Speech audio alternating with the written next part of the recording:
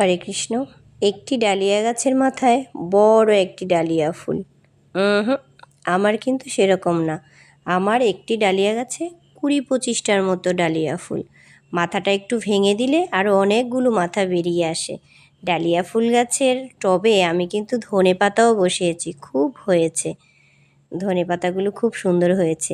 কিছুদিন পরে ধনেপাতাগুলো আরেকটু বড় হলে ওকে তুলে নেব, ডালিয়া গাছটা থেকে যাবে। আর মাথাগুলো যখন ভেঙে দেবো, এই ডালিয়া গাছটাই আমি আরও কয়েকবার ভেঙে দিয়েছি।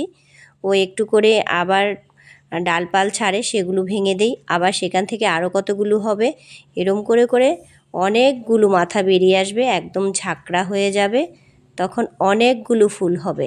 একটি ডালিয়া গাছে অনেকগুলো ফুল হবে, ফুলে ফুলে ভরে যাবে। এই যে এই রকম ঝাঁকড়া হয়ে যাবে ও আস্তে আস্তে।